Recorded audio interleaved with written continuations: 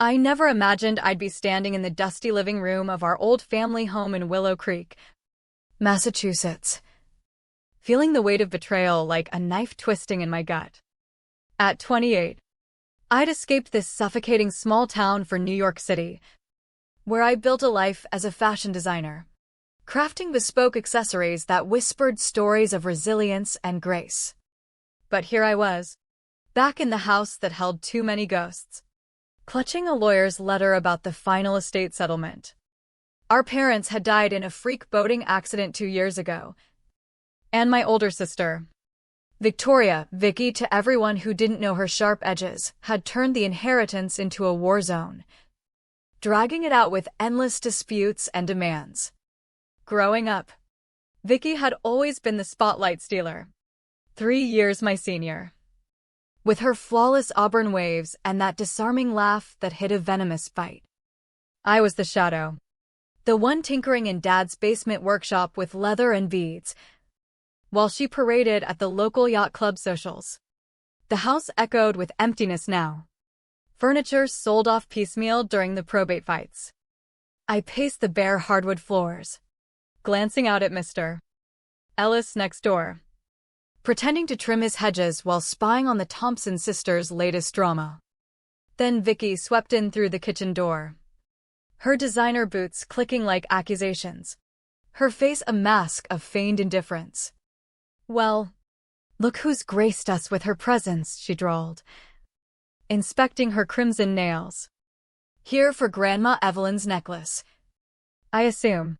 My hand instinctively touched the chain hidden under my blouse, where the antique pearl and emerald pendant dangled, a gift from Grandma on her deathbed. Pressed into my palm with trembling fingers, her voice a whisper, "You get it, Anna. It's not just pretty stones, it's the endurance behind them." "Grandma gave it to me," I said evenly, years of swallowing her barbs making my tone flat. Vicky's eyes flashed with that familiar greed. She was delirious, Anna, riddled with dementia. Family tradition says heirlooms go to the firstborn. It was classic Vicky, rewriting facts like she rewrote our shared history. Like the time she spread rumors I'd flunked out of design school when I'd actually graduated with honors. Or when she borrowed my high school sweetheart, claiming he'd pursued her. In Vicky's world, truth was whatever served her ego. Besides, she leaned in, her perfume cloying and overpowering. "What's a single girl like you going to do with it?" "I'm engaged to Derek now, big shot investor." It'd look perfect at our galas. Derek was her latest arm candy. All flash and no substance.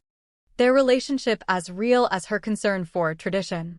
The desperation in her voice was new, though a crack in her armor that made my skin prickle. "It's mine," I replied, holding her gaze. Her lips curled into a sneer. "We'll see. The Hargrove wedding tomorrow night? The whole town's there. Maybe they should hear how you chorused a dying old lady." The Hargrove event was the social pinnacle in Willow Creek, old money mingling at the country club. Vicky had primed her audience. No doubt. I left without a word. But my mind churned. Her need for that necklace went deeper than spite, it reeked of survival. That night, in my rented Airbnb cottage, insomnia clawed at me. I rummaged through storage boxes pulled from the attic, sifting through faded photos and yellowed letters until I hit Grandma's diary. Her entries, scripted in elegant loops, tightened my throat. Vicky visited again, eyeing the necklace like it's cash. She talks modernizing it, code for selling. She doesn't see the love it holds. The promise Grandpa made in '58 under the willow tree. Anna does. I fired up my laptop, digging into what I'd long suspected but never pursued. Vicky's Instagram screamed luxury, private jets, couture bags, but a quick search on public records painted bankruptcy. Derek's hedge fund had collapsed 8 months back, lawsuits piling up like unpaid bills. Her credit report, access through a service I'd used for vendor checks, showed a nightmare, maxed cards. Evictions looming. a yacht loan in default. She wasn't just petty, she was sinking. And that necklace was her life raft. The next morning, I met with our family attorney, Mr. Caldwell, in his oak-paneled office smelling of pipe tobacco and regret. "Anna, good to see you," he said, peering over bifocals. "Something off about Vicky's handling of the estate?" He fidgeted. "Can't breach confidentiality. But she's pushed hard to liquidate assets, even tried claiming proxy over your share. Saying you'd agreed remotely."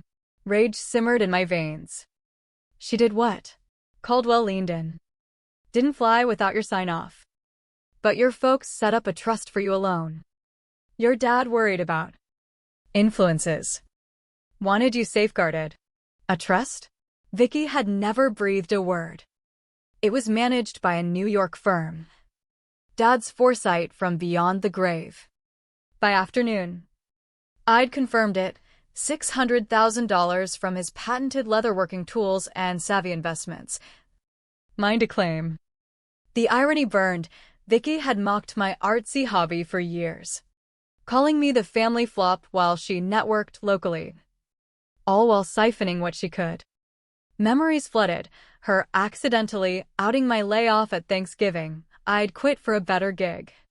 Announcing my ex's infidelity at Christmas, twisting it to make me the fool. Even questioning my funeral contributions when I'd covered it all. Worse. In the boxes, I found unfiled petitions to declare Grandma incompetent, Vicky's signature glaring. Dated days before Grandma passed peacefully. She'd plotted to institutionalize her. Liquidate everything. Vicky's text buzzed. "Ready for the wedding? Told everyone our dispute. Can't wait for your excuses." I stared at the necklace. Its emeralds winking like secrets. Grandma had worn it through the recession, raising kids solo while Grandpa served in Vietnam. Through cancer that claimed him. She trusted me because I saw beyond the appraisal $20,000 to the scars of survival etched in its clasps. Vicky would learn that the hard way. The Hargrove wedding glittered at the Willow Creek Country Club, chandeliers casting judgmental glows. I arrived late in a sleek navy dress Vicky would deem frumpy, the necklace tucked away like a shield.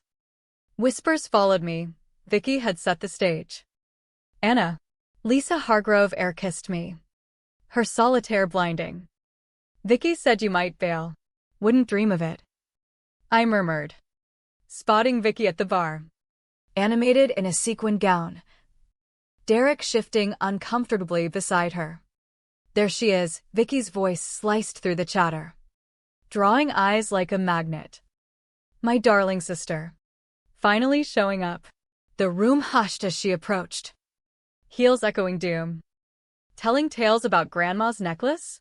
I asked coolly. Vicky's laugh rang hollow. "The one you're hoarding?" Grandma was confused. "Everyone knows it goes to the eldest." Murmurs rippled. "Worth thousands. And you're selfishly keeping it." "Her wish," I countered. "Or did you manipulate her?" Vicky feigned pity. "Jealous little Anna. Always was. Remember stealing my prom date? Or spreading lies about my business degree? Lies stacked like cards. My prom date had ditched her for me after her cruelty. Her degree was a forged certificate." Derek tugged her sleeve. "Not here. Vic." "Perfect place," she snapped. "Hand it over or cough up $20,000. Fair share." The room gasped. "Pay for a gift?" I echoed, amplifying the absurdity. Vicky's eyes gleamed triumph. "Unless you're broke from your bead-stringing gig." Her desperation peeked through, fueling my resolve. "You're right, Vic. Unfair." Her smirk faltered. "Unfair you've bullied me forever. Embezzled from Mom and Dad. Now grasping at Grandma's last gift." I revealed the necklace, pearls glowing defiantly. She gave it to me because she'd never pawn it for debts. Vicky's facade cracked. "Give it, or I'll sue. Prove your coercion." "Sue away," I said, pivoting. but check with Caldwell on those incompetency papers you prepped. Or the forged proxies. Color fled her face. Liar. Like your prom stories? Or your business? I walked out amid stunned silence, leaving her in the wreckage of her own making. But the storm wasn't over.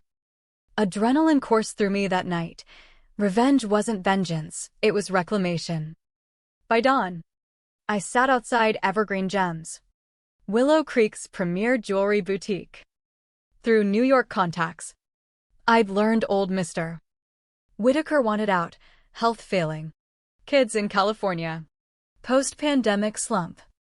Vicky had hounded him for appraisals on a necklace she didn't own. I entered as he flipped the sign. Anna Thompson? Heard about the wedding blow-up. Small towns. Mr. Whitaker. Let's talk business. I want to buy. He chuckled. This ain't cheap. Inventory's $500,000 alone. $550,000 cash. Building. Stock. Name. Close by week's end. His eyes widened. Serious? Dead serious. We shook. He'd transitioned for months. Vicky texted at 11, meet at Evergreen noon. Bringing lawyer to force handover. Perfect. Lawyers rushed papers, funds verified. By 11:50, I inventoried behind the counter when Whitaker nodded. She's here with some greenhorn suit. Vicky stormed in, ignoring me. Whitaker. About the necklace, my sister's delivering it. She froze. What are you doing back there? Owning the place, I said. Whitaker confirmed, papers signed. Anna's boss. Vicky blanched. Impossible. You don't have money. Dad's trust says otherwise. One you couldn't touch. Her lawyer mumbled legalese. Retreating. As owner, I added. Dangling the necklace. You're banned. This goes in the window, not for sale. True worth endures. Vicky lunged. Tears streaking. I need it. Debts. Derek dumped me. Cars repoed. Pity flickered. But memories crushed it, her endless takedowns. The isolation she'd sown. Get help. Vic. Not from me. The street crowd gawked. Whitaker revealed cameras caught her prior threats. Fraud boasts. She fled. Shattered. Word spread. By evening, apologies poured in, Lisa admitting Vicky's blackmail attempts. Others sharing sabotage tales. Richard, Derek warned of loan sharks. Police confirmed fraud, arrests imminent. Caldwell uncovered Vicky's estate drains. $150,000 siphoned. Sirens wailed that night toward her condo. Trial came quick, guilty plea. For years, I didn't attend. Evergreen became Thompson Treasures, a haven for custom designs. Stories etched in gems.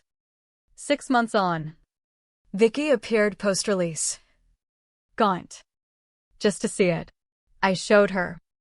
Grandma said it survived wars. Losses always returned where it belonged. Tears fell. I ruined us. Choices did. She vanished into obscurity. In my workshop, amid commissions, I knew victory wasn't the store or her fall, it was breaking free from her shadows. Crafting worth from wounds. The necklace gleamed eternally. A beacon, some battles forge you stronger. If you choose to build instead of break.